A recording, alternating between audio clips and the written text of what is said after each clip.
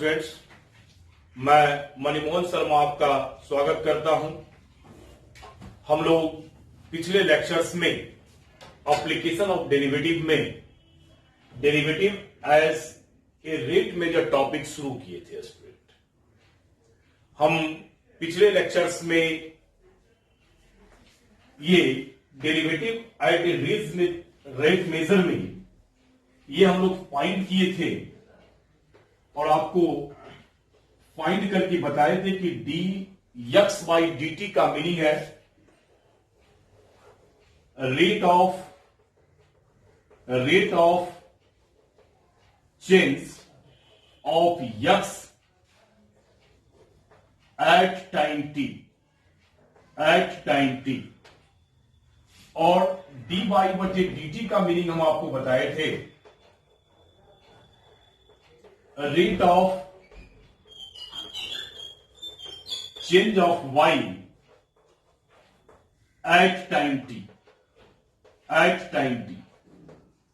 और फाइनली हम लोग ये भी फाइंड करके आपको बताए थे कि dx बाई डी टी का मीनिंग है rate of change of y divided by rate of change of x। ये तीनों स्टेबल किए थे।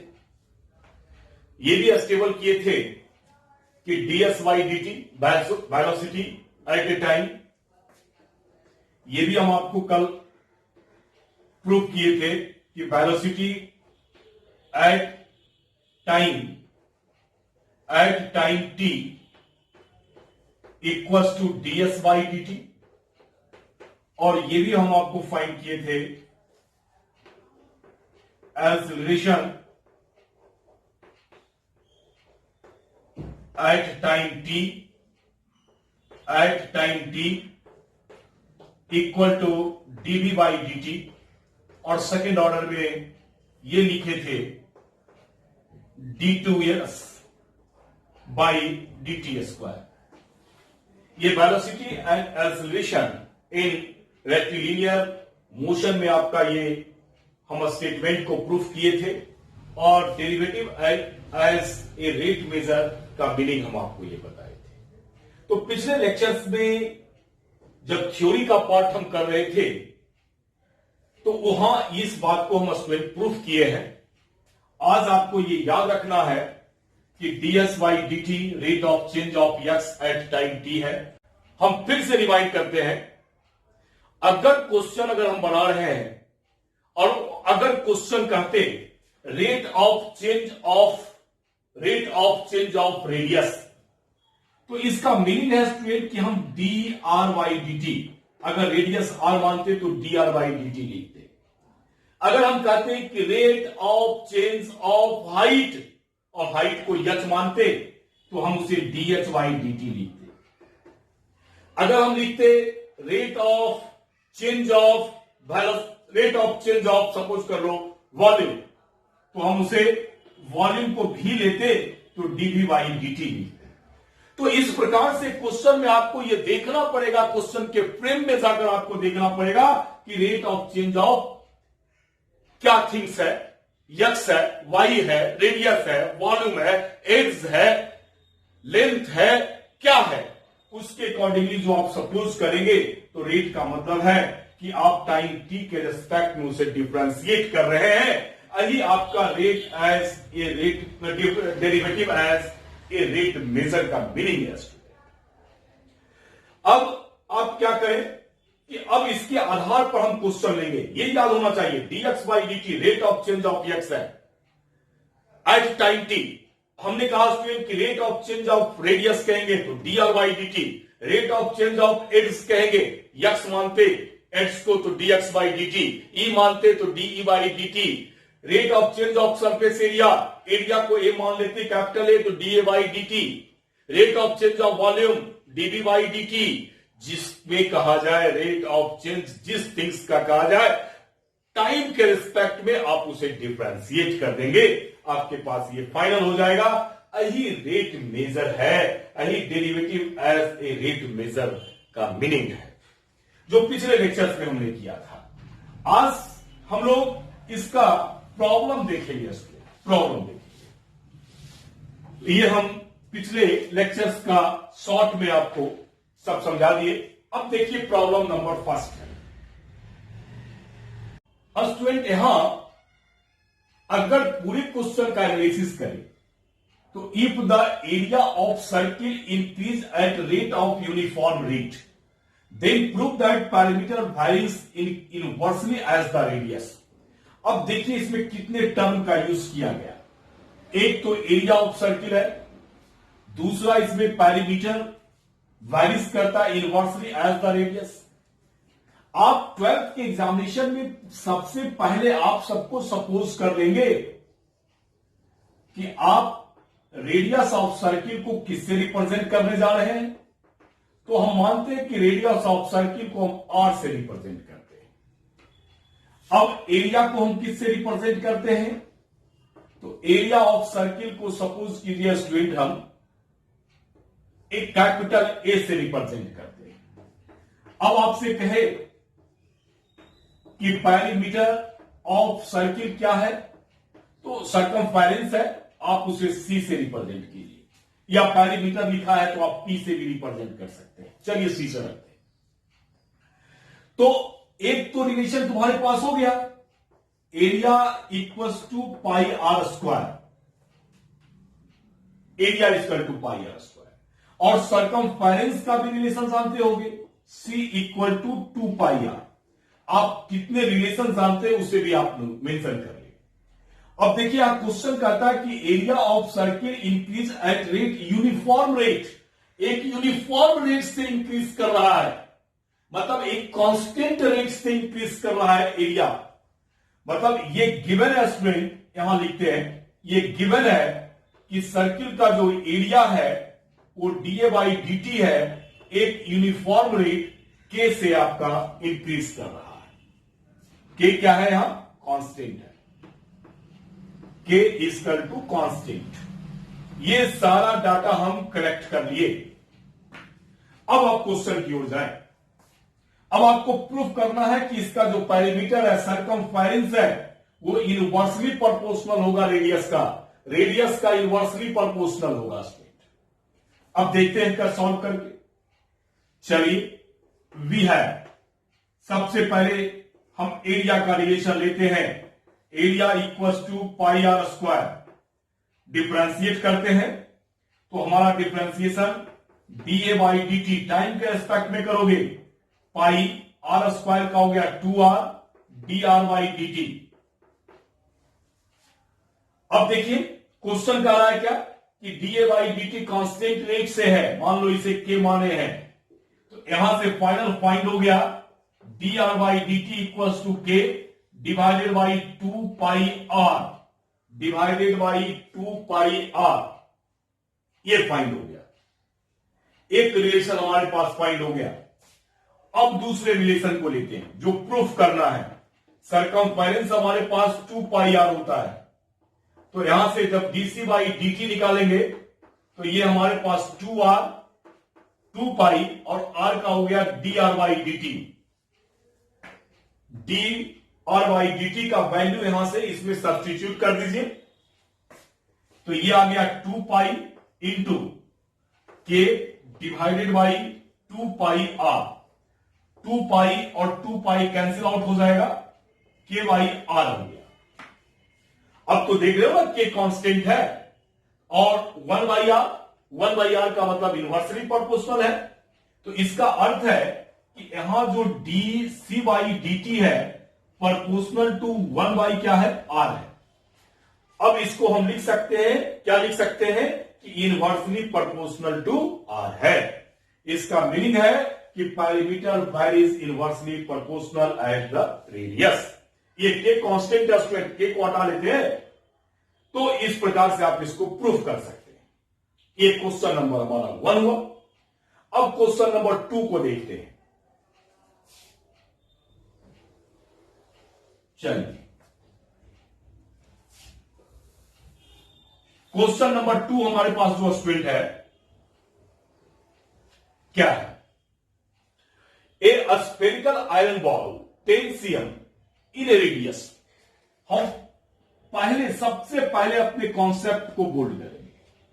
10 cm का ए स्फेरिकल आयरन बॉल 10 cm इन रेडियस, 10 cm इन रेडियस है, is coated with a layer of ice uniform thickness that melt at the rate of 50 cm cube per minute।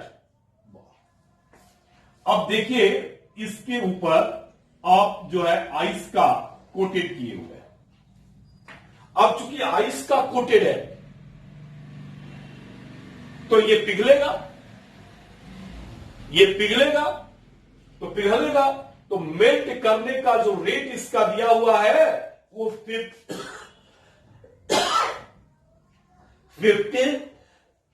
cm cube पर minute है। माने ये cm cube है, माने value इसका volume है, cm cube पर मिनट है तो वॉल्यूम है, और बॉल है तो स्फीयर होता है स्ट्रेन। तो हमारे पास यहां जो गिवन है वो dv बाई dt दिया हुआ है 50 cm क्यूब पर मिनट, cm क्यूब पर मिनट। चलिए दिखाई तो पड़ जाओ 50 cm क्यूब पर minute. When the thickness of I is 5 centimetre, जब ये थिकनेस जो है 5 cm का होगा, ये वाला थिकनेस या पूरे को आप रिप्रेजेंट कीजिए, ये थिकनेस जब ये थिकनेस 5 cm का होगा तो then find the rate at which the thickness of ice decrease. तो इसका थिकनेस किस रेट से डिक्रीज कर रहा है, ये क्वेश्चन पूछ रहा है। फिर से समझेंगे, एक आयरन बॉल है, उसका रेडियस 10 सेंटीमीटर का है, 10 सेंटीमीटर का है। जैसे ही बॉल की बात की, आयरन बॉल है, इसका अर्थ है कि वो एक स्फीयर होगा। अब उसके तरफ जो है एक बर्फ कोटेड किया हुआ है, मतलब बर्फ आपका है, उसके बर्फ के बीच में वो बॉल है। अब बर्फ क्या हो रहा है, धीरे धीरे पिघल रहा है स्टूडेंट। जब पिघल रहा है तो पिघलने का जो उसका रेट है, मतलब उसका वॉल्यूम, बर्फ पिघल रहा है मतलब वॉल्यूम उसका घट रहा है। तो dv बाई dt कितना है, 50 cm क्यूब पर मिनट है, ये दिया हुआ है। अब आप कहता है कि जब उसका रेडियस जो है क्या है, जब उसका रेडियस थिकनेस माने बर्फ का जो थिकनेस है वो हमारे पास, बर्फ का जो थिकनेस है वो 5 cm का हो जाएगा। ये स्टूडेंट 5 cm का हो जाएगा थिकनेस। जब ये थिकनेस हमारा 5 cm का हो जाएगा, तब ऐसी स्थिति में आपसे पूछा जा रहा है क्या कि उसका रेट क्या होगा, थिकनेस घटने का रेट क्या होगा। तो चलिए शुरू करिए। b² हमारे पास आ गया 4/3 स्क्वायर है पाई आर क्यूब। यहां से आप dv बाई dt निकाल लीजिए, 4/3 पाई 3r square dr by dt आ गया, ये फाइंड हो गया। अब आपको जो निकालना है dv बाई dt निकालिएगा at r equal to r0 कर लेते हैं। r0 कितना है, तो 10 तो बॉल है और 5 तुम्हारे पास बर्फ जो है वो भी बचा हुआ है, माने 15 सेंटीमीटर के रेडियस पर उसका रेट पूछा जा रहा है। तो ये हमारे पास स्टूडेंट आ गया। अच्छा 3 कैंसिल कर लीजिए, ये हमारे पास आ गया dv बाई dt, ये 4 पाई r square dr by dt,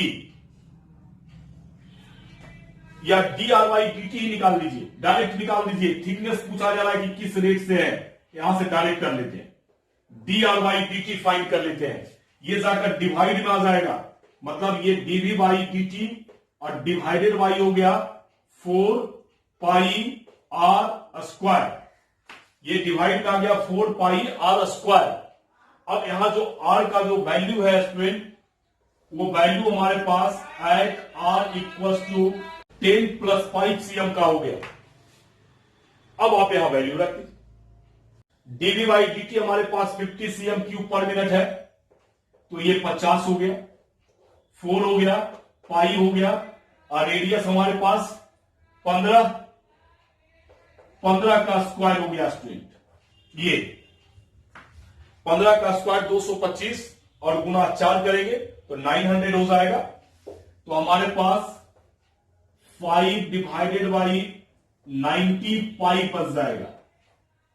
CM पर क्या है, पर मिनट, ये हमारा आंसर हो गया। फिर से क्वेश्चन को समझ लें। एक बॉल है, वो बॉल का रेडियस 10 सेंटीमीटर है, उस पर बर्फ कोटेड किया हुआ है। कहता है बर्फ पिघल रहा है, पिघलने का रेट 50 सीएम क्यूब पर मिनट दिया हुआ है। उसके बाद स्टूडेंट जब बर्फ पिघल रहा है तो इसका जो थिकनेस बर्फ का है, जिस समय वो 5 सेंटीमीटर का बचेगा, उस समय पूछ रहा है कि रेट पिघलने क्या होगा, बर्फ पिघलने का रेट क्या होगा। तो बर्फ पिघलने का रेट, तो यहां से v का रिलेशन लिए और r का रिलेशन लिए, v equal to 4/3 pi r cube. यहां जो v वॉल्यूम है, नीचे नहीं है, और r उसका रेडियस है। अब इसको t के रेस्पेक्ट में हमने डिफरेंशिएट किया और dr/dt r equal to r0 लिए। r0 का मतलब कि 10 सेंटीमीटर का बॉल था और 5 सेंटीमीटर इसका थिकनेस है, मतलब 10 5 15 सेंटीमीटर पर r पहुंचा हुआ है। तो आप 15 रख देंगे, उसका आप रिजल्ट फाइंड कर लेंगे स्टूडेंट। अब नेक्स्ट क्वेश्चन में आते हैं।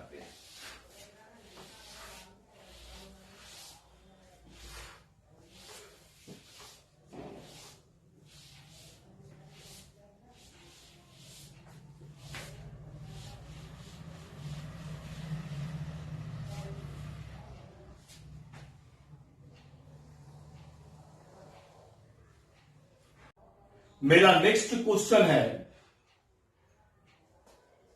क्वेश्चन नंबर 3 कि let x be the length of one of equal side of an isosceles triangle.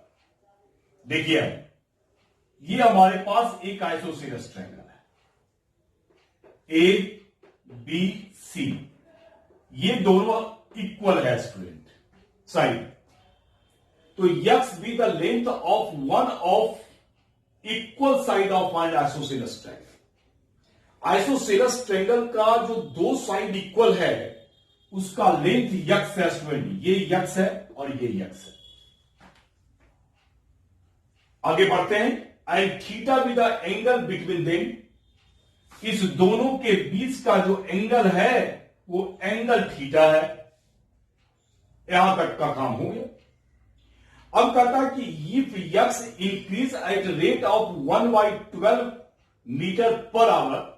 चलिए, तो x जो है इंक्रीज कर रहा है, dx/dt दिया हुआ है 1/12 metre per hour, and theta is increase at the rate of, तो थीटा भी जो है वो भी इंक्रीज कर रहा है स्टूडेंट 180 रेडियन पर आवर से। Then the rate in metre square per hour at which the area of triangle increase. अब आपसे क्वेश्चन पूछ रहा है कि एरिया ऑफ ट्रायंगल किस रेट से इंक्रीज करेगा, मतलब dA/dt क्या होगा स्टूडेंट, कब, जब x 12 मीटर का हो जाए और साथ में तुम्हारे पास जो थीटा है वो π/4 हो जाए, तब आपसे पूछ रहा है कि dA/dt क्या होगा। तो ये गिवन डाटा है और ये फाइंड करना है। सबसे पहला काम है जो डाटा गिवन है और जो फाइंड करना है स्टूडेंट, उसके बीच में रिलेशन स्टेबल करना। तो आप पढ़े होंगे student, area properties of triangle एक चैप्टर था हमारे पास ट्रिगो में, प्रॉपर्टीज ऑफ ट्रायंगल। इस प्रॉपर्टीज ऑफ ट्रायंगल में स्टूडेंट हमें एरिया एक टॉपिक पढ़ना था। सपोज कीजिए ए बी सी है, ये सामने वाला साइड ए लेते हैं और ये बी लेते हैं और ये सी लेते हैं और ये बीच का एंगल थीटा लेते हैं। तो एरिया का फॉर्मूला होता है area equals to half into, अब जो दोनों साइड दिया हुआ है ए इंटू बी और included angle into sine of theta. ये हो। तो अगर उस प्रॉपर्टीज ऑफ ट्रायंगल से हम यहां से एरिया निकालें तो बहुत इजीली निकाल सकते हैं हम लोग। क्या निकाल सकते हैं? बी है area equals to half x into x और into included angle sine theta हो गया।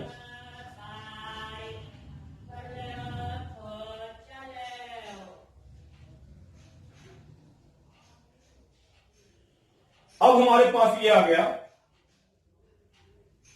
हाफ, यहां लिखते हैं student, half x square sine theta. अब इसे टी के रिस्पेक्ट में आप इसे डिफरेंशिएट कर दीजिए। चलिए तो हो गया हमारा। अब टी के रिस्पेक्ट में इसे डिफरेंशिएट कीजिए तो यहां से निकल गया D A by d T, ये हाफ हो गया। यहां u इंटू भी है, पहले आप यक्स स्क्वायर को कांस्टेंट कीजिए, साइन का कीजिएगा तो कॉस थीटा और थीटा का हो गया D theta by d T plus, अब साइन थीटा कांस्टेंट करेंगे और यक्स स्क्वायर का हो गया 2x और यक्स है तो D x by d T हो गया। ये हमारे पास फाइनल रिजल्ट आया। अब आपके पास में d theta by d t given है, d x by d t given है, ये सब डाटा रखिए। 1/2 यक्स स्क्वायर, 1/2 यक्स स्क्वायर और फाइनल फाइंड हो गया हमारे पास यक्स स्क्वायर और ये भी तो गिवन है 12 और थीटा इक्वल टू π/4। चलिए तो यक्स स्क्वायर एक ही बार में रख देते हैं इसमें, तो D A by d T हमारे पास है एट यक्स इक्वल टू 12 है और थीटा इक्वल टू π/4 है। सारा डाटा एक ही बार में रख देते हैं। तो यक्स हमारे पास 12 है तो यहां से हो गया 12 स्क्वायर, कॉस हमारे पास हो गया π/4 और D theta by d T हो गया π/180 प्लस ये हमारे पास हो गया साइन π/4 इंटू 2 और यक्स हो गया 12 और dx बाई डी टी भी हमारे पास हो गया 1/12। अब आप इसे सॉल्व कर दीजिए, जो आप सॉल्व करेंगे वही हमारा फाइनल रिजल्ट होगा। इज इक्वल टू 1/2 वैल्यू रखेंगे 144, ये 144 और ये हो गया cos π/4 1/2 होता है 1/√2 पाई और इंटू 180 हो गया इंटू 180 प्लस ये 12 कैंसिल, ये हो गया 2/√2 हो गया 2/√2 हो गया स्टूडेंट, इतना आ गया। अब आप चाहो तो इसे रेशनलाइज कर लो या आप यही एरिया है तो आप फाइनल आंसर भी छोड़ सकते हो।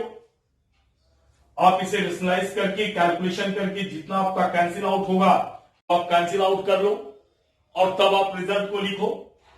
तो ये फाइनल अगर कैंसिल आउट करोगे तो हमें लग रहा है 36 से तो कैंसिल हो जाएगा, तो ये हो जाएगा 4 पाई अब बाई π/2 और ये हो गया 2 इंटू √2, ऐसा हो गया। अब आप और भी सॉल्व कर सकते हो, ये 2 इससे कैंसिल कर देगा या आप यहां फाइनल आंसर को छोड़ आंसर रहने दो। आइए हमारे पास फाइनल स्टूडेंट आंसर हो गया। और चूंकि एरिया है, ये एरिया है तो आपके पास में यहां जो है यक्स जो है यक्स हमारे पास मीटर में है, यक्स हमारे पास मीटर में है तो आप इसे मीटर स्क्वायर और हमारे पास पर आवर है तो आप इसे पर आवर लिख सकते हैं, क्योंकि डीए बाई डी टी हमारे पास ये फाइनल फाइंड हो गया। और भी आप सॉल्व कर सकते हैं, जितना भी सॉल्व कर सकते हैं। चलिए अब हम आगे बढ़ते हैं। अब हम क्वेश्चन नंबर 3 के बाद स्टूडेंट क्वेश्चन नंबर 4 में आते हैं। अब क्वेश्चन नंबर 4 हमारे पास में है।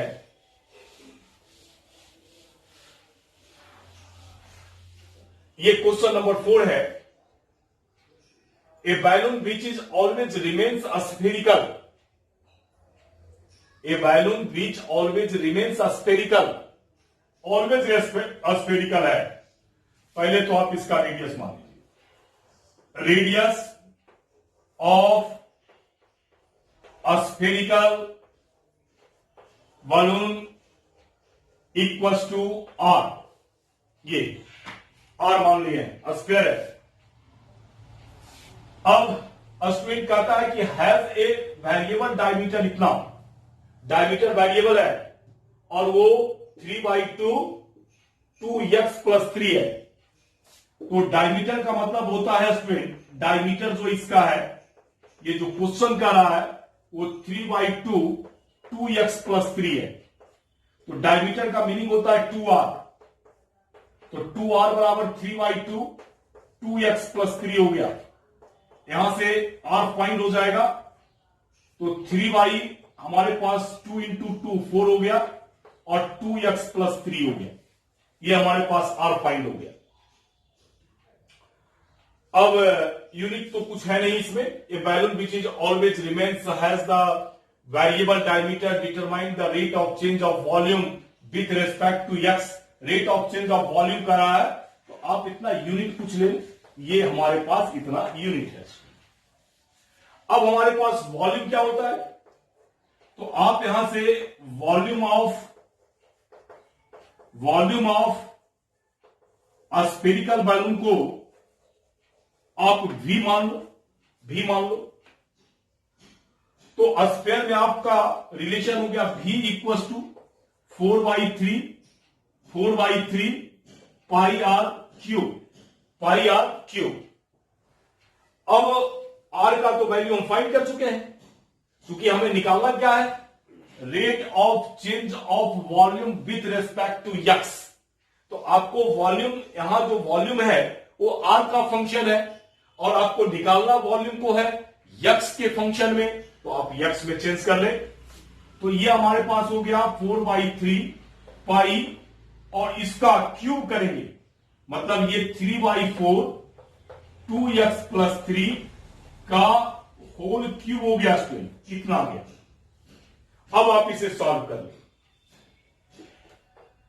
तो 4/3 पाई 3 का क्यूब, तो 3 × 3 9 × 3 27 और डिवाइडेड बाई 4 का क्यूब, तो 16 × 64 हो गया और 2x+3 का होल क्यूब हो गया। अच्छा, ये तो कैंसिल भी हो गया, 9 हो गया और ये 16 हो गया, तो 9π/16 2x+3 का होल क्यूब हो गया। ये वॉल्यूम निकल गया। अब आपको निकालना क्या है, dV/dx, x के रिस्पेक्ट में है, तो 9π/16 और इसका हो गया 3 2x+3 का होल स्क्वायर, एक पावर कम गया, फंक्शन और फंक्शन है, और 2x का 1 कांस्टेंट का 0, तो ये तो 2 आ गया, तो ये 9π/16 × 3 × 2 × 2x+3 का होल स्क्वायर। अब ये 8 से कैंसिल हो गया, तो ये हो गया 27 पाई डिवाइडेड बाई 8 और 2x+3 का होल स्क्वायर। अब तो ये लिखे नहीं, वॉल्यूम है स्टूडेंट, जो भी होगा। अब इसका यूनिट हमने लिख दिया था, तो यहां भी जो आपका यूनिट होगा स्टूडेंट, वो यूनिट आप यहां मेंशन करेंगे। अब यूनिट, चूंकि वहां जो भी यूनिट आप लेंगे तो उसका वॉल्यूम है तो क्यूबिक हो जाएगा, और फिर टाइम होगा, मतलब यहां dV/dx का वॉल्यूम आपको लिखना पड़ेगा, जो भी हो। तो इस प्रकार से ये क्वेश्चन नंबर हमारा 4 हो गया स्टूडेंट।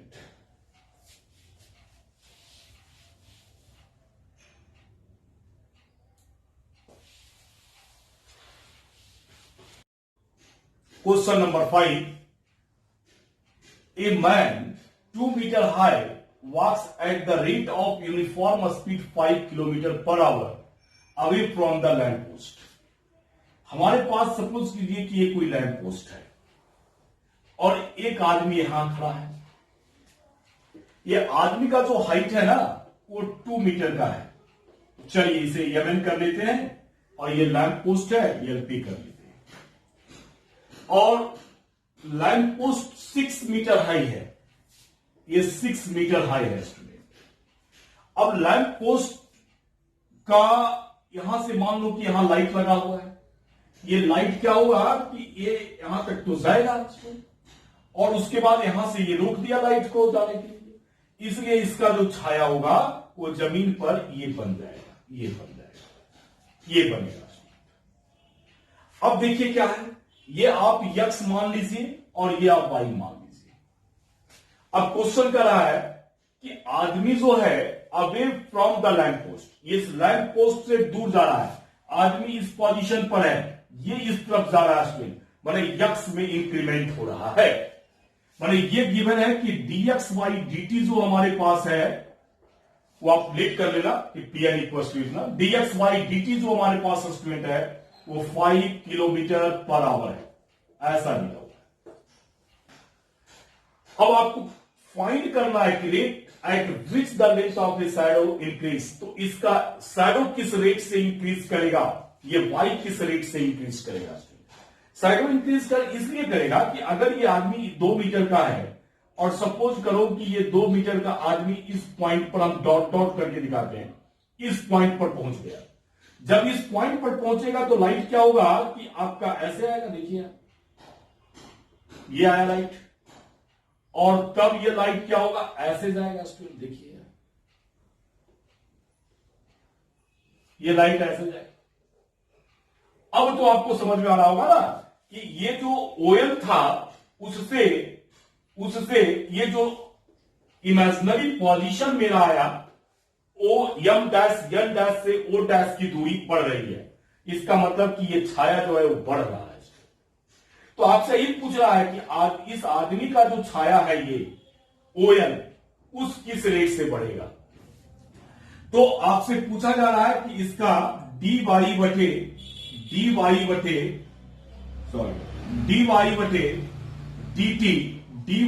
dt किस रेट से बढ़ेगा, ये आपको फाइंड करना है। अब फिर आपको एक ज्योमेट्रिकल रिलेशन आपको फाइंड करना पड़ेगा। क्या ज्योमेट्रिकल रिलेशन है, ये जो छोटा वाला जो ट्रायंगल देख रहे हो ये बड़े वाले ट्रायंगल का सिमिलर है। इन सिमिलर ट्रायंगल नाम दे देते हैं m n o and triangle l p o. अब सोचोगे कि कैसे सिमिलर है, तो ये तो कॉमन है, इस ट्रायंगल एन ओ में भी ओ एंगल कॉमन है और एल पी ओ में भी ओ एंगल कॉमन है, और ये एंगल यहां 90 है और इसमें भी ये 90 है, इसमें दो एंगल बराबर है। ए सिमिलरिटी थ्योरम से दोनों ट्रायंगल आपका सिमिलर हो गया। जब सिमिलर हो गया तो कॉरस्पॉन्डिंग साइड जो होगा उसका रेशियो भी प्रोपोर्शनल होगा। तो यहां से आ गया एल पी और उसका कॉरस्पॉन्डिंग साइड हो गया एम एन।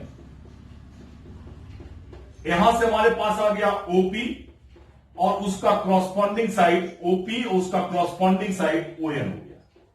अब यहां आप वैल्यू रख दो, l p equal to 6 metre divided by m n equal to 2 metre is equal to o p, दोनों ऐड हो जाएगा एक्स प्लस वाई और डिवाइडेड बाई ओएन, ओएन बराबर वाई हो गया, मीटर कैंसिल 3 से कैंसिल हो गया स्टूडेंट। तो यहां से हमारे पास आ गया 3y equal to x plus y, x plus y find हो गया। अब आप क्या करो कि इस एक्स वाई को इधर भेज दो,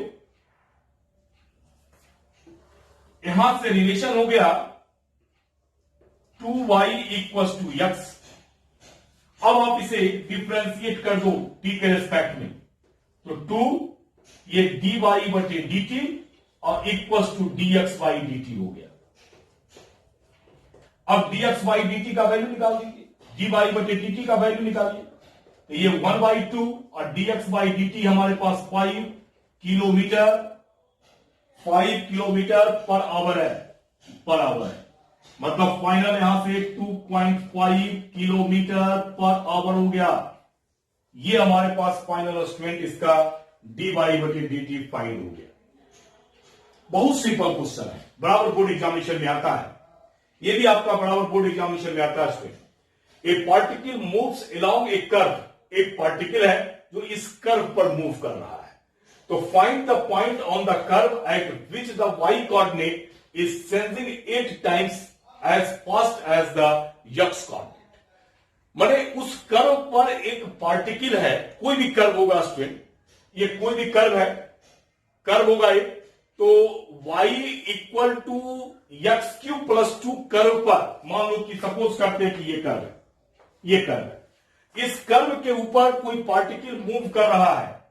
अब ये पार्टिकल जहां मूव करेगा, कहता है कि आप ऐसे पॉइंट को बताएं, ऐसे पॉइंट P को फाइंड करें जहां की y coordinate is change, y change कर रहा है 8 times as fast as the x coordinate, x coordinate से 8 टाइम्स ज्यादा फाइंड कर रहा है। तो अब दोनों स्टेटमेंट को देखते हैं।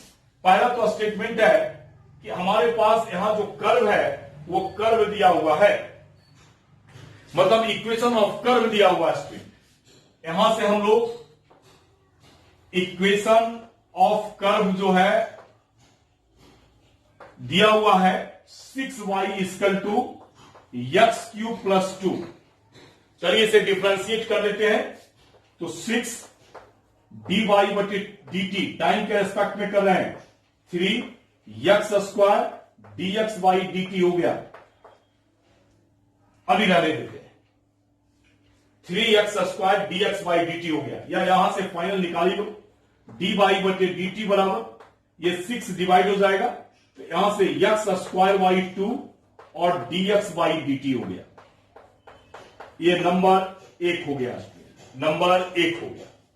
और साथ में ये हमारे पास गिवन है, क्या गिवन है, y कोऑर्डिनेट इज चेंजिंग, मतलब कि dy बटे dt जो है y coordinate is changing 8 times as fast as x coordinate. 8 गुना है स्टूडेंट, किससे, x कोऑर्डिनेट से, माने dx बाई dt से। ये हमारे पास सेकेंड नंबर। अब दोनों का यूज करो, dy बटे dt इक्वल टू इतना, dy बटे dt इक्वल टू इतना। यहां से from first and second equation हो गया स्टूडेंट। यहां से x square by 2 dx by dt is equal to 8 dx by dt हो गया। ये फाइंड हो गया, dx बाई dt कैंसिल हो गया। अब हमारे पास यहां से आ गया एक्स स्क्वायर इक्वल टू 16, माने final x equal two plus minus 4 हो गया। और जब x का वैल्यू फाइंड हो गया तो आप y निकाल सकते। चलो यहां हम निकाल के दिखाते कि when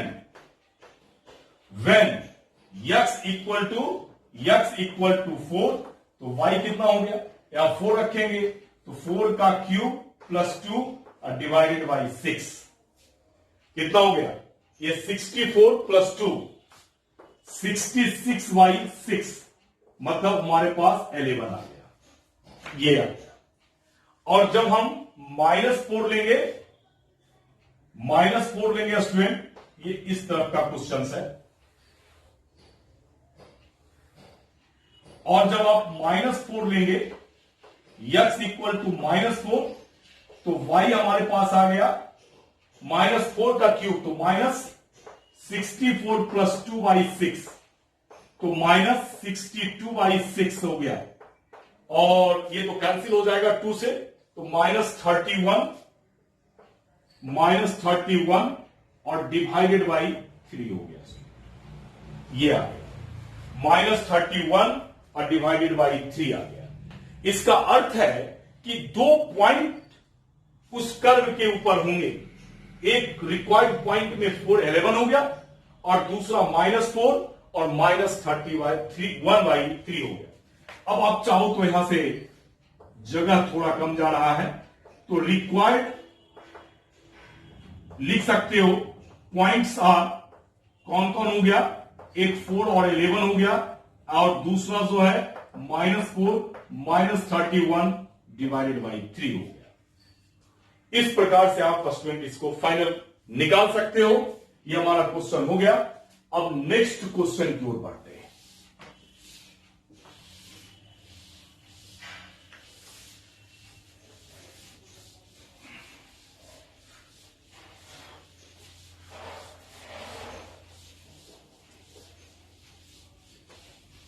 अब स्टूडेंट मेरा नेक्स्ट क्वेश्चन है। इसमें नेक्स्ट क्वेश्चन को सॉल्व करने के लिए हमें इकोनॉमिक्स के 2 टर्म का स्टडी करना पड़ेगा। यहां आपसे कहा गया है कि फाइंड द मार्जिनल कॉस्ट, जबकि इस क्वेश्चन में कहा गया है फाइंड द मार्जिनल रेवेन्यू। अब आपको यह मालूम होना चाहिए कि मार्जिनल कॉस्ट क्या है और यह भी मालूम होना चाहिए कि मार्जिनल रेवेन्यू क्या है। तो हमने यहां स्टूडेंट 2 डिफिनेशन का यूज किया है, 2 डिफिनेशन लिखा है। एक मार्जिनल कॉस्ट, वीडियो का लेंथ ज्यादा है इसलिए हमने लिख दिया है और इसको कट किया। तो मार्जिनल कॉस्ट क्या है कि मार्जिन एम सी लिखे हुए हैं, तो मार्जिनल कॉस्ट आप इसे पढ़ोगे is the instantaneous rate of change of total cost. याद रखिएगा यही डिफिनेशन था, the instantaneous rate of change of total cost with respect to the number of items produced at an instant, respect to the, अब देखिए जैसे आपने differentiation करते थे with respect to x, तो ऐसे ही यहां क्या कहता है instantaneous rate of change of total cost. Total cost का रेट ऑफ चेंज की बात कर रहा है किसके रिस्पेक्ट में, number of items produced at an instant. At instant जो नंबर ऑफ आइटम्स प्रोड्यूस्ड होता है उसके रिस्पेक्ट में आपको, अगर आप इंस्टेंटेनियस रेट ऑफ चेंज निकालते हैं स्टूडेंट, तब उसे हम लोग मार्जिनल कॉस्ट कहते हैं। हमने यहां लिखा है कि if total cost when x unit is produced is C x, then marginal cost equal to of B. अब मान लो कि यहां जो लिखे हुए हैं स्टूडेंट एक्स यूनिट है, माने एक्स का रिस्पेक्ट है और फंक्शन भी सी एक्स है, तो सी एक्स को आप एक्स के रिस्पेक्ट में कर लोगे, जिसे जनरली हम डीसी बाई डी एक्स भी कहते हैं। अब देखो यहां से उसी प्रकार से आपसे पूछेगा कि मार्जिनल रेवेन्यू क्या है, तो मार्जिनल रेवेन्यू भी क्या है, तो the instantaneous rate of change of total revenue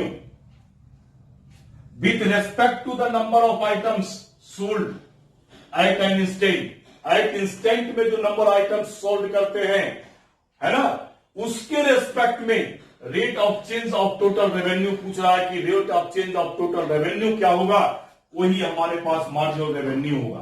तो जैसे instantaneous rate of change of total revenue की बात करते हैं, इसका मतलब कि आपका डेरिवेटिव शामिल हो गया। तो R x be the total revenue when x units are sold, then marginal revenue, then marginal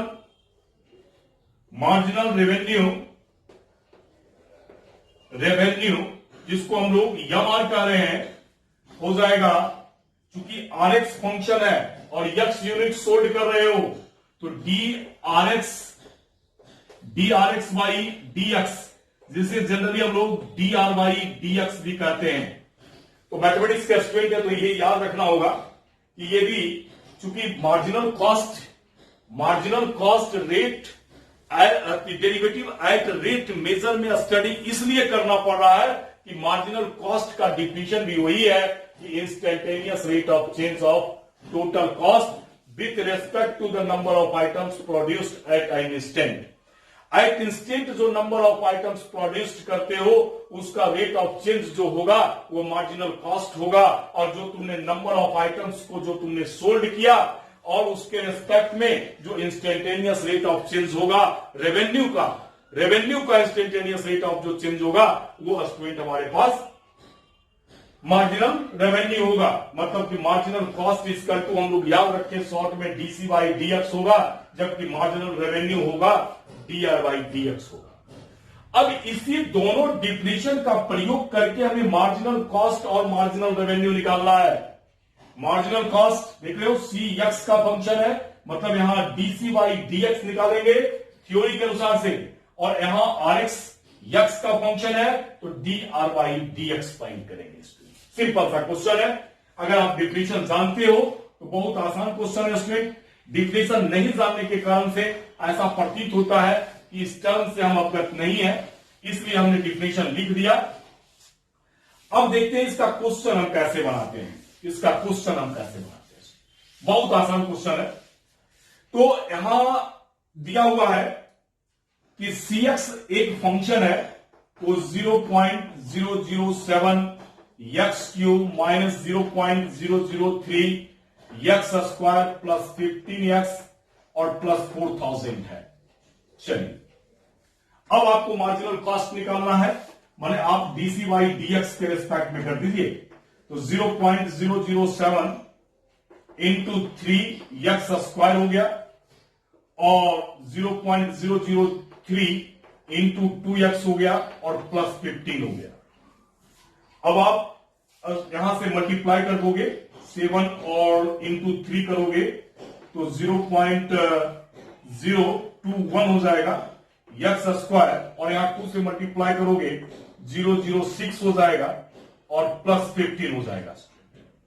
अब आपको निकालना है d C by d x कब, जबकि क्वेश्चन कह रहा है कि when 17 units are produced, marginal cost यक्स जो है कितना है, 17 यूनिट्स प्रोड्यूस्ड करते हो, यक्स इक्वल टू 17 की बात कर रहा है, तो 0.021 और इंटू 17 का स्क्वायर, और यहां से यक्स हमारा छूट गया, यक्स प्लस 15 है, तो 0.006 इंटू 17 और प्लस हमारे पास आ गया 15। अब 17 का स्क्वायर जो है 0.021 इंटू 289 हो गया, और ये हो गया स्टूडेंट 0.017 इंटू 2, 7×42 102, ठीक है, और प्लस हमारे पास 15 आ गया। अब लगता है कि आप इसे सॉल्व कर लेना, मल्टीप्लाई कर लोगे, जो आएगा वही रिजल्ट हो जाएगा इसमें। अब नेक्स्ट क्वेश्चन की ओर हम बढ़ते हैं। हमारा नेक्स्ट क्वेश्चन क्या है, तो नेक्स्ट क्वेश्चन हमारे पास में है कि the total revenue received by the sale of x unit of a product is given R x. अब टोटल रेवेन्यू की बात कर रहा है, तो यहां से हमारे पास आर एक्स की बात कर रहा है। आर एक्स हमारे पास स्टूडेंट गिवन है 13x स्क्वायर प्लस 26x और प्लस 15 है। अब यहां से आप D R by d x निकाल लीजिए, ये हो गया 26x और प्लस ये भी हो गया 26, बहुत बढ़िया। अब x का वैल्यू 17 है, तो आप D R by d x निकाल दीजिए एट x इक्वल टू 7। यही हो गया marginal revenue. Marginal revenue when x equal to 7, तो ये 16 इंटू 7 प्लस 16 हो गया, तो 16 इंटू 7 प्लस 1 हो गया, तो यहां से 16 इंटू 8 हो गया।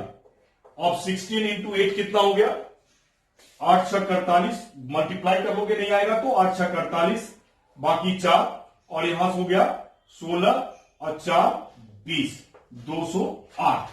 ये निकल गया यमन, ये निकल गया मार्जिनल रेवेन्यू, और ये निकल गया हमारे पास मार्जिनल कॉस्ट। ये हो गया मार्जिनल कॉस्ट और ये निकल गया मार्जिनल रेवेन्यू, ये फाइंड हो गया। तो आप इस टर्म को भी जाने और यहां मल्टीप्लाई आप कर लेंगे, इस टर्म को आप जाने कि मार्जिनल कॉस्ट क्या है, मार्जिनल रेवेन्यू क्या है, तो आप देख लेंगे कि नंबर ऑफ आइटम्स किसके रिस्पेक्ट में, एक्स के रिस्पेक्ट में सी एक्स का फंक्शन है, तो आप सिंपल आप समझे कि इसे डीसी बाई डीएक्स निकाल देंगे। अगर टी का होता तो तब हम DC by d T, yes का होता सी यस का यहां लिखा हुआ होता, यस तुम्हारे पास नंबर ऑफ मतलब यूनिट्स होता, तो आप इसे यस के रिस्पेक्ट में कर लेते। तो मैंने जनरली यक्स के ही रिस्पेक्ट में लिखते हैं। आप यहां डीसी बाई डीएक्स निकाल देंगे, यहां डी आर बाई डीएक्स निकाल देंगे, तो डी आर बाई डीएक्स निकालेंगे तो मार्जिनल रेवेन्यू हो जाएगा, और डीसी बाई जब डीएक्स निकालेंगे तो मार्जिनल कॉस्ट हो जाएगा। अब हम नेक्स्ट आते हैं,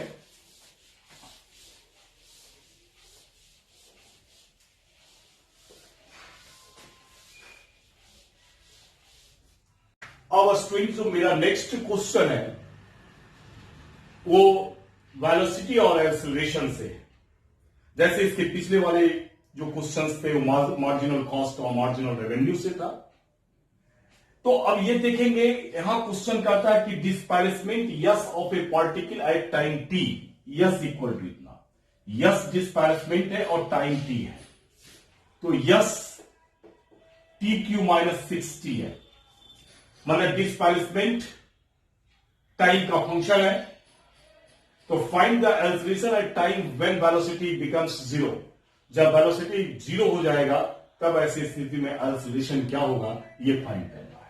तो बहुत सिंपल क्वेश्चन है, आप यहां से ds बाई dt निकाल दीजिए, तो यहां से 3t² माइनस 6 हो गया। अब ये जो ds बाई dt है वही हमारे पास स्टूडेंट वेलोसिटी है, यही लिख देते हैं। अब कहता है कि वेलोसिटी जीरो होने के बाद इसका एक्सेलरेशन निकालें, तो a इक्वल टू, तो हम आपको बताए थे कि इसका सेकंड डेरिवेटिव हो जाएगा, तो आप इसका सेकंड डेरिवेटिव निकाल दीजिए, डायरेक्ट निकाल ही दीजिए, तो 6t हो गया हमारे पास। अब आप यहां से v को जीरो कीजिए, यहां से गिवन है कि एक्सेलरेशन तब फाइंड करना है जब वेलोसिटी इसका जीरो हो जाता है। जब आप यहां से v को जीरो करेंगे, v जीरो का मतलब ds बाई dt को जब आप जीरो करेंगे तो 3t² माइनस 6 बराबर जीरो, तो t² बराबर हमारे पास 2 हो गया, तो टाइम हमारे पास √2 आ गया स्टूडेंट। और जब टाइम √2 आ गया तो टाइम का वैल्यू यहां रख दें, जब टाइम हमारे पास √2 आ गया, इसलिए a बराबर हमारे पास 60 है, और t का जब वैल्यू रखेंगे तो फाइनल 6√2 हो जाएगा। इस प्रकार से फंक्शनल फॉर्म से आप निकालेंगे। ठीक इसी पर एक क्वेश्चन और भी हमारे पास दिया हुआ है, एक क्वेश्चन और भी स्टूडेंट हमारे पास दिया हुआ है कि the distance covered by a particle, the distance covered by a particle, चलिए थोड़ा स्पेस के लिए हम इसको इधर ही लिख लेते हैं स्टूडेंट, a इक्वल टू 60 है, तो यहां से 6√2 आ गया, इससे थोड़ा स्पेस हमारा बन गया, ये स्पेस हो गया स्टूडेंट हमारा। ये जो सॉल्यूशन है, ये जो हम सॉल्यूशन लिखे हैं वो क्वेश्चन नंबर 9 का है। अब जो हम लिखने जा रहे हैं वो हमारा क्वेश्चन नंबर 10 है। ये हमारे पास क्वेश्चन नंबर 10 है, 10 नंबर की है। तो distance covered by a particle moving in a straight line, एक स्ट्रेट लाइन पर पार्टिकल मूव कर रहा है from the fix point on the line s, where s square इसका टू दिया हुआ है, फिर वही है यस टी का फंक्शन है, वहां भी वही है, यस स्क्वायर इक्वल टू दिया हुआ है at² प्लस 2bt और प्लस c, ऐसा दिया हुआ है। आप सिंपल निकाल लो ना, यस निकाल लो, चलो इसका यस हो गया at² प्लस 2bt और प्लस c हो गया, स्क्वायर डल जाएगा, रूट हो जाएगा। अब यहां से आप वेलोसिटी निकालो ds बाई dt, तो इसका हो गया 1/2 root under at² plus 2bt और प्लस c इंटू at² का हो गया 2at और 2bt का हो गया 2b, मतलब यहां से 2 कॉमन लेकर कैंसिल कर लेना, तो at plus b divided by root under at² plus 2bt और प्लस c हो गया। ये तो हमारा वेलोसिटी फाइंड हो गया। अगर निकालना क्या था कि then prove that acceleration find करना है। चलो dv बाई dt फाइंड करना है, इस पर लगाओगे, मैंने आपको dv बाई dt फाइंड करना है, a को फाइंड करना है स्टूडेंट, या आप उसे d² s बाई dt² लिखे, एक ही बात है। t का फंक्शन है u बाई v है, तो root under at² plus 2bt और प्लस c, और इसका डीसी करोगे तो इसका t का तो 1 हो गया, तो into a minus at plus b, और इसका फिर डीसी करेंगे तो 1/2 root under AT square plus 2BT plus C हो गया, डिवाइडेड बाई, और इसका करेंगे तो ये फिर 2AT और प्लस 2B हो गया, और डिवाइडेड बाई इसका होल स्क्वायर करेंगे तो ये चूंकि रूट है तो ये simple AT square 2BT plus C आ गया, ये आ गया। अब देखिए यहां से फिर 2 कॉमन लोगे तो ये 2 कैंसिल आउट हो जाएगा, ये इसके साथ मल्टीप्लाई हो गया उसमें, तो मल्टीप्लाई जब करोगे ये इसके साथ तो रूट तो कैंसिल हो गया, तो A into AT square plus 2BT plus C minus, और इतना इंटू इतना, तो ये हो गया AT प्लस B का होल स्क्वायर, और डिवाइड बाई रूट नीचे आ जाएगा, मतलब AT स्क्वायर प्लस 2BT और प्लस C का पावर 3/2 हो गया, ये आ गया।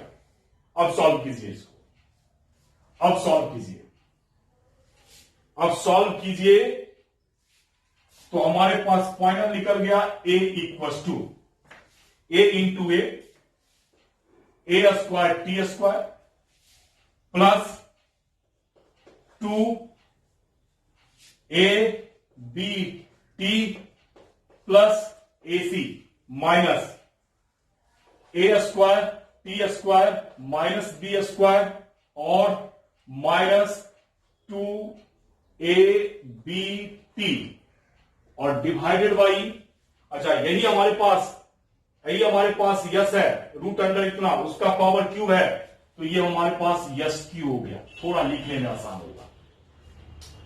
अब क्या कीजिए, ये तो कैंसिल आउट हो गया, ये भी कैंसिल आउट हो गया, तो A इक्वल टू हो गया, अच्छा A तो इसमें भी यूज है और इल्यूस्ट्रेशन के लिए भी हम A ही यूज कर रहे हैं, रहने दीजिए, dv/dt ही रहने दीजिए, यहां ठीक नहीं है, आप dv/dt ही रहने दीजिए, दोनों का नोटेशन सेम हो रहा है इसमें, तो यहां से AC minus B square divided by yes का पावर 3 हो गया। अब तो ये तो कांस्टेंट हो गया, AC minus B square constant है इंटू यस का पावर -3 हो गया, ये dv/dt आ गया। तो यहां तो कर ही सकते हो ना कि dv/dt जो है वो प्रोपोर्शनल होगा यस का पावर -3 का स्क्वायर, यस का पावर -3 का स्क्वायर। ये हमारे पास इसका फाइनल रिजल्ट हुआ, ये हमारे पास इसका स्क्वायर फाइनल रिजल्ट हुआ 9 का और 10 का। अब इसमें एक इनइक्वालिटीज का भी क्वेश्चन पूछता है, तो लास्ट हम क्वेश्चन ले रहे हैं स्टूडेंट आज का।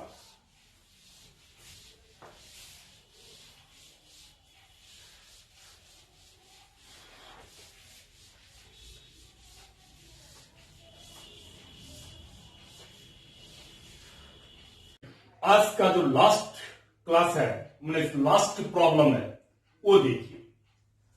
On the curve y equal to x cube, एक कर्व है, यहां तुम्हारे पास इक्वेशन ऑफ कर्व है y equal to x cube, तो यहां से dy/dx हो गया 3x स्क्वायर। अब क्या कर रहा है स्टूडेंट, या आप यहां dy/dx ही रहने दीजिए, ठीक है, 3x स्क्वायर।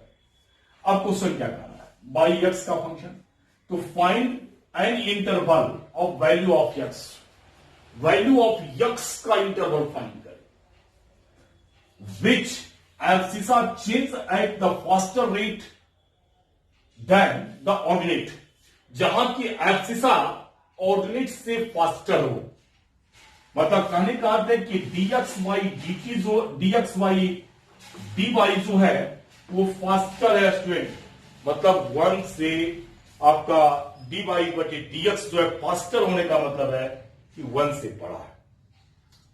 अब सॉल्व करके आप यहां से x निकाल सकते हो, ये गिवन है। आप लैंग्वेज समझेंगे कि which abscissa change as faster rate than the ordinate, abscissa जो है उसको डिवाइड करोगे ऑलवेज 1 से ग्रेटर देन होगा, इसका मतलब कि वो फास्टर है। अब यहां से आप वैल्यू रख दो, अच्छा, ये डी वाई बटे डी एक्स है, तो ये हो गया 1/3x² का मॉड ग्रेटर देन 1। रेसिप्रोकल कर लो, 3x² लेस देन 1 हो गया। यहां से मॉड को हटा रहे हैं स्टूडेंट, तो ये मॉड हटेगा तो फाइनल 3x² मतलब -1 से लेकर 3x² जो है +1 तक हो गया। अब आप 3 से इसको डिवाइड कर दो, 3 से जब डिवाइड करोगे तो -1/3 से लेकर x² 1/3 तक हो जाएगा स्टूडेंट। अब यहां से देखो, निगेटिव एग्जिस्ट नहीं करेगा, x² है, निगेटिव एग्जिस्ट नहीं करेगा इसका, है ना। तो इसका मतलब कि x जो होगा, x² जो होगा वो 0 से, यहां से लिख देते हैं -1/3 से लेकर x² 0। ये पॉसिबल नहीं है, नॉट पॉसिबल। कभी भी आपका x² का वैल्यू जो है निगेटिव नहीं होगा। तो अब बचा क्या स्टूडेंट, बचा तुम्हारे पास 0 से लेकर x² जो है 1/3 तक होगा। तो x का जो वैल्यू कितना हो जाएगा, तो x का जो वैल्यू है -1/√3 से लेकर, या आप इसे मॉड में भी कर सकते हो, मॉड में भी कर सकते हो स्टूडेंट, हम डायरेक्ट कर रहे हैं। x का जो वैल्यू हो वो +1/3 तक होगा। ये x फाइंड हो गया, ये x फाइंड हो गया। लेकिन एक बात और भी है, यहां देख रहे हो ना, फास्टर करा है तो 1/3x² है, माने x का जो वैल्यू है वो 0 नहीं होगा, but x is not equal to 0, 0 नहीं होगा स्टूडेंट। तो होगा क्या, x तुम्हारे पास ओपन इंटरवल -1/√3 से लेकर +1/√3 तक, और उसमें 1.0 स्टूडेंट नहीं होगा। ये इसका सॉल्यूशन है। माने रेट मेजर का प्रयोग आप कर इस प्रकार से इनइक्वालिटीज में भी आपका रिलेशन एग्जिस्ट करवा सकता है। आप अलर्ट रहे स्टूडेंट। अब इसके साथ हम क्या करते हैं, ये टॉपिक हमारा अब समाप्त हो गया। क्योंकि वीडियो का लेंथ बहुत ज्यादा हो जा रहा है, इसलिए हम यहां प्रॉब्लम को स्टूडेंट रोक रहे हैं। बहुत पिछले वाले भी लेक्चर्स में हम 1 घंटा 10 मिनट का वीडियो हो गया था, और ये भी वीडियो काफी लंबा हो रहा है, प्रॉब्लम 11 हो चुका है। अब आप प्रॉब्लम करने का कोशिश करें इसके बाद, और अगर रेस्ट आपसे प्रॉब्लम नहीं बनता है तो आप हमें ईमेल करें, व्हाट्सएप पर भेजें, मैं आपका जवाब दूंगा। और इसके साथ अगले टॉपिक में हम आएंगे ईरर के साथ। ईरर नेक्स्ट टॉपिक हमारा है क्लास 12 का, तो नेक्स्ट लेक्चर्स जो हमारा होगा ईरर्स के ऊपर होगा स्टूडेंट। तो वीडियोस को समाप्त करते हैं, ये लेक्चर्स को यहां समाप्त करते हैं स्टूडेंट। धन्यवाद।